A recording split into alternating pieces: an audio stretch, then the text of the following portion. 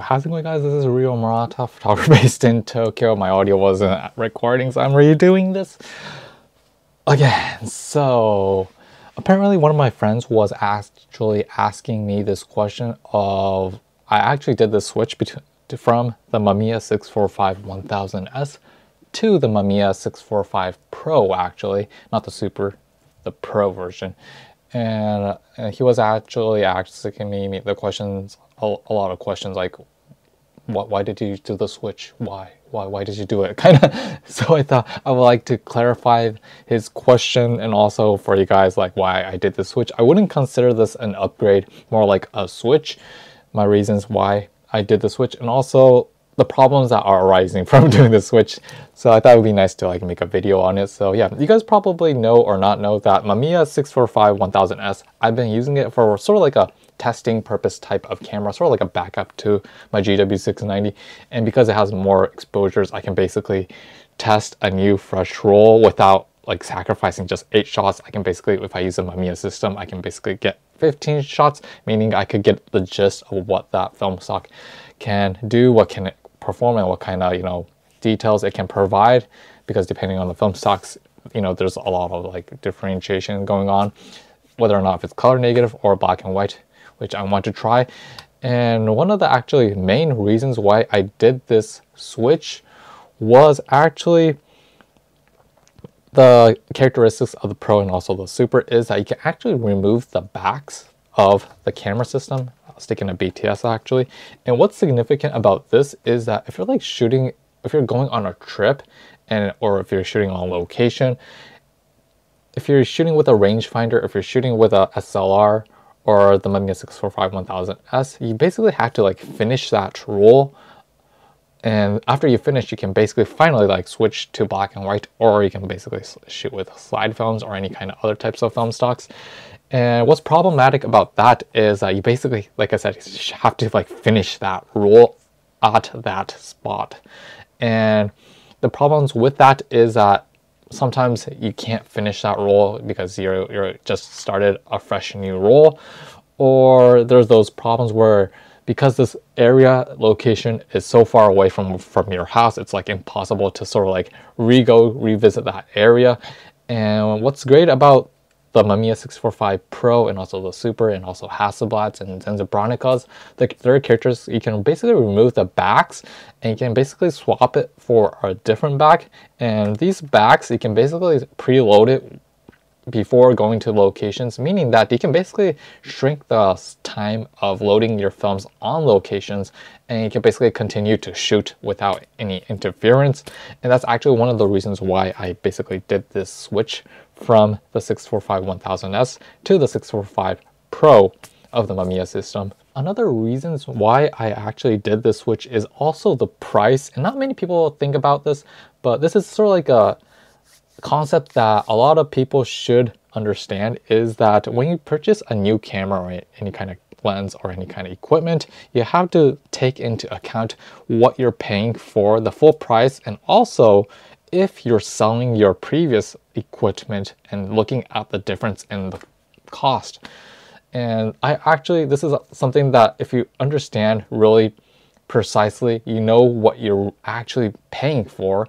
And the Mamiya 645-1000S, when I first purchased it, it was roughly $200 USD, converting from Japanese yen, $2 to make it easier for you guys. As of now, like 4 years or 3 years after using it, the price actually increased when I sold it. Before like selling it, I had the lens and also had the body and I had a grip, which I purchased for $200. But when I actually sold it, I just sold the body and the hand grip itself for $250, like $50 extra, because the price of film cameras is going up. There was a person who was willing to pay that $250. I basically kept the lens itself because I can basically move it to the 645 Pro. I use the same mount, and basically sold the body and the hand grip for $250. But what's interesting was that the 645 Pro was selling for $360, if I'm right, in Japan. That's the average price for the 645 is roughly around $350 to $500. So I thought it was a steal. It came with a grip and also back and also pentaprism and the body, no lens, for $360. And the price difference I paid for was only $100 to $123, which was in my mind like really affordable, and also I basically thought it was a steal.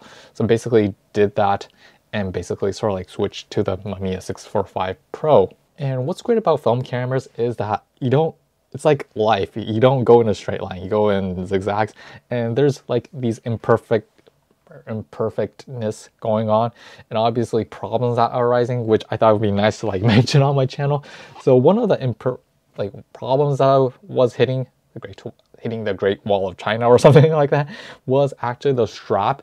And I never thought about it much, but after I got my unit, I realized that people know this, but the Mamiya 645 1000S and the Mamiya 645 Pro, and also you guys probably know the Hasselblads and also the Bronicos, if I'm right, uses a sort of like a distinctive mounting system for their straps, and you need a specific type of lugs to fit or accommodate this sort of like mounting area. And the 645 1000S and this 645 Pro uses completely different lugs. So there are people out there who hit that wall where they initially thought the 645 1000S and the 645 Pro was the exact same lugs, but they realized it doesn't fit. And this mounting mechanism, I was looking for a strap, and the strap actually was like roughly $40, $50 USD in Japan. And I thought, whoa, what a ripoff. And that's actually one of the problems that arose with this unit, because it did not come with the strap. But there is actually a way around this, and there's actually two ways of going around this. One is purchasing a lug, just a lug only. A knockoff Chinese brand is actually selling these types of like lugs, sticking sort of like a photo for you guys, and you basically attach your favorite like strap to it. But those lugs cost like $20 or so, $15 USD. That's quite expensive too. And option number 3, because I work as a full-time e-commerce photographer, I shoot digitally most of the time. I know about it, and I realized that this was actually that time to just pay a little bit extra. And I basically purchased a Falcon F38 mounting system. I don't know what you guys would call it. I will stick in a link or stick in a photo for you guys, and also BTS. But what this is it's basically sort of like a base plate with these like 2 holes at the top. And what you can do from this is sort of like an Alka Swiss compatible plate, where you basically at the top right add anchor links. I use Peak Design straps, so you add these to the top right and top left, these ladybugs. And also I currently own 2 Peak Design straps, a Slide Light and also Slide, and basically I can basically mount my strap like so, stick in another BTS for you guys. And what this basically makes is it makes a strap automatically, which you can basically take off your camera. And similar to Peak Design's Capture V3, which I actually sold unfortunately for the PGY Tech Beetle. I went a little bit off topic, but you can basically mount the other base plate to the bottom of the camera, stick in another BTS for you guys. And oh, I showed my middle finger, but this plate itself, similar to Peak Design, is completely really tiny in terms of footprint. And you can basically, after using a wrench it into the body of the Mamiya 645 Pro, which sounds really naughty, but you can basically slide this as so, and it basically makes it like you're basically attaching the camera to the strap at the bottom of the plate, similar to like black rabbit straps or something like that. It actually works similar to using a Peak Design strap. And if I want to sort of like mount this on a tripod, there's these 2 like knobs right here where you basically press, and you can basically slide the camera out and mount it onto, I use Leofoto tripod, I can basically mount it on there, do a long exposure. And when I'm done shooting on that tripod, I can basically, because it's Alka Swiss compatible, take it out, slide it back to my strap, and I can basically carry it to a different location. So that's actually one of the ways I went around on this sort of like problem that arose in terms of like straps. And I realized that if you put a strap right here for the Mamiya 645, similar to the 1000S, the strap comes like here, meaning that I actually don't like straps coming from the side up to the other opposite side, because when you're actually carrying it around, the camera's basically like here, like so on the side, and it's actually harder to like grasp it if the camera's like this compared to like if the camera's like on the other side, like flip down. Actually, it's easier to grab the camera if it's like on the what you call right side. It's hard to explain, but if you ever use Peak Design's like straps, it actually works much better than a typical conventional like straps. So that's actually one of the ways I went around the what I call the strap problems. And also this Falcon F38, the one that I got was version 2. The version 1 was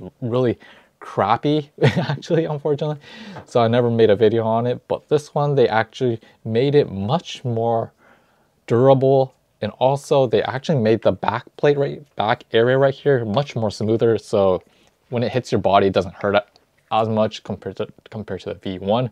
So I thought it would make sense to showcase this in this video. Unfortunately, this video is not being sponsored or anything, but it works flawlessly.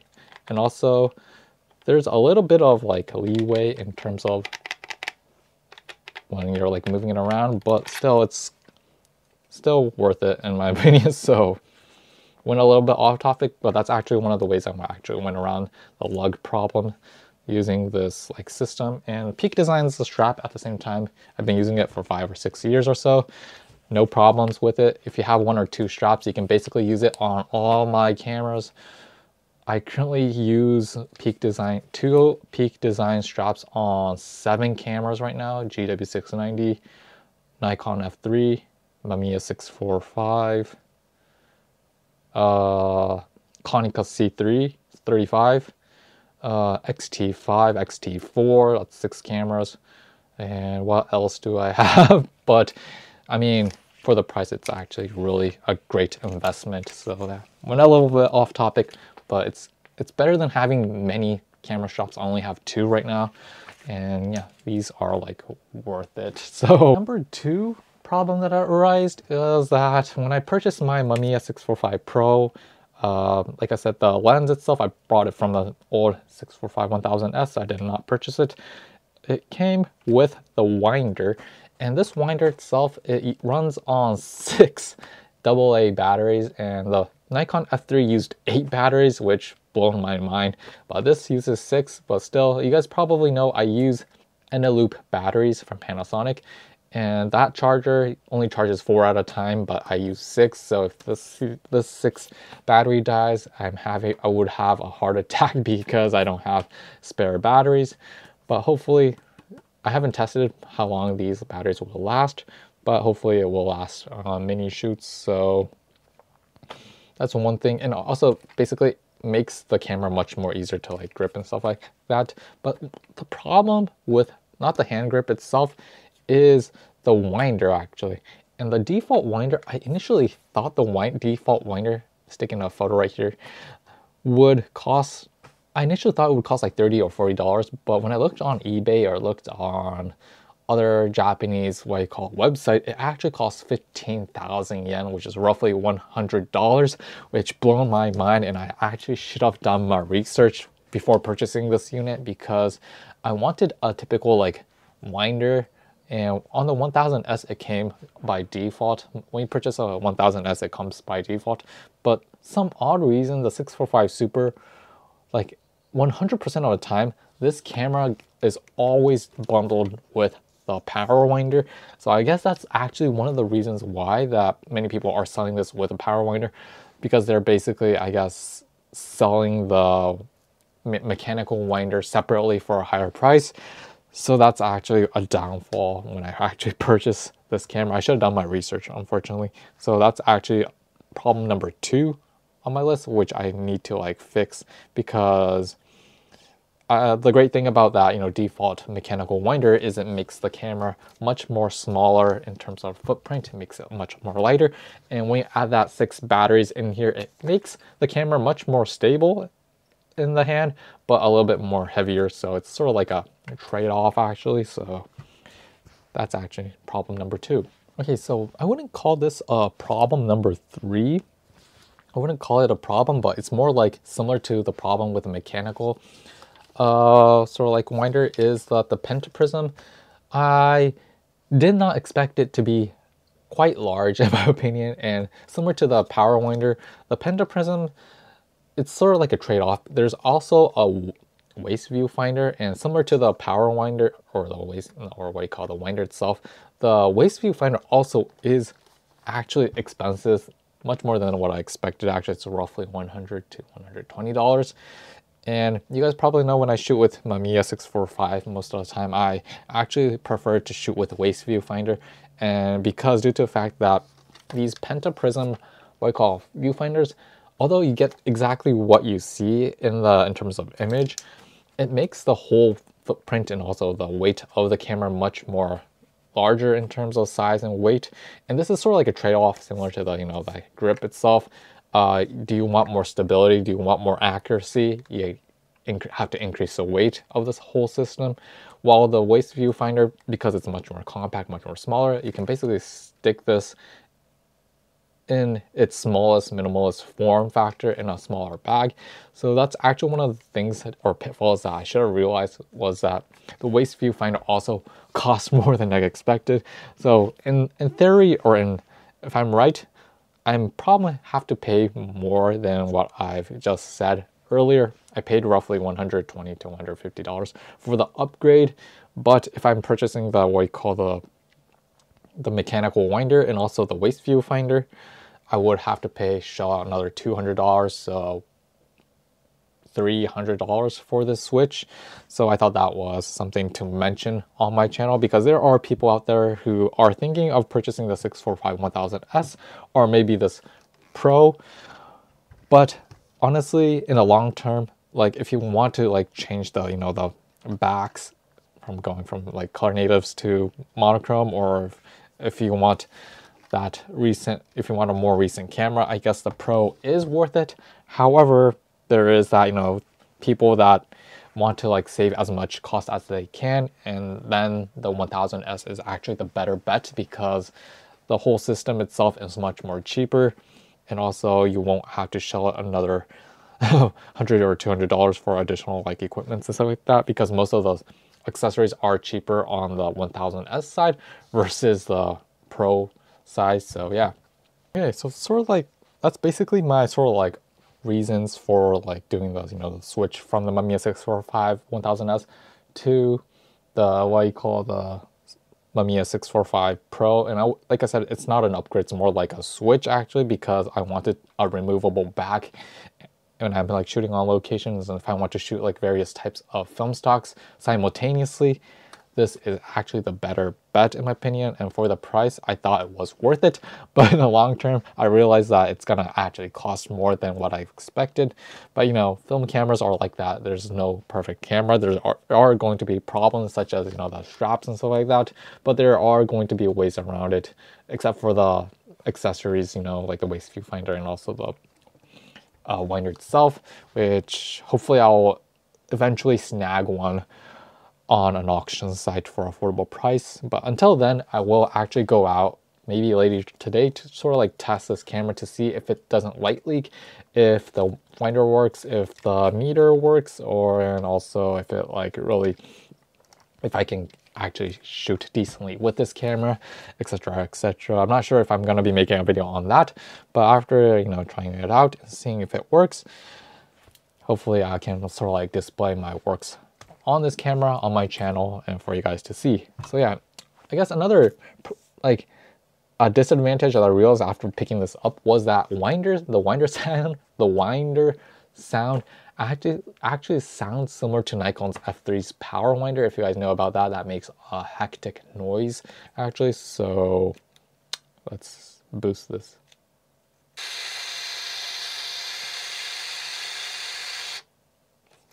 Quite a lot of noise actually. So I guess there are those people who don't want to, if you're like me, who don't like that much sound actually. I mean, you might be better like purchasing the Mamiya 645 with the typical default winder if you can get one. But this one in particular, I got the power winder, so it won't make that much of a sound because you guys understand that when you shoot one shot, it basically advances the film just once. So that was extended period of time of noise actually. So if it's just one exposure, it's just and take a shot. And so I don't know if that's the correct sound, but hopefully I made some kind of educational video on this topic and also my reasons for making this switch from the 645-1000S to the 645 Pro.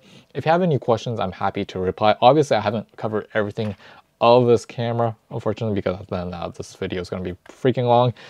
And there's already people making great videos on this topic. So yeah, if you have any questions, I'm happy to reply. While I'm at it, as long as I'm free, I'm trying to reply to every single comment that I see. So yeah, if you guys use with the 645 Pro from Mamiya, I'd like to hear from you guys what your feedback is. If you ever use the 1000S, which one do you guys prefer? And also, if you're thinking of purchasing this camera, what is your favorite configurations and stuff like that. So yeah, we'll see you next time. Peace out. And yeah, spring is coming close. Yes!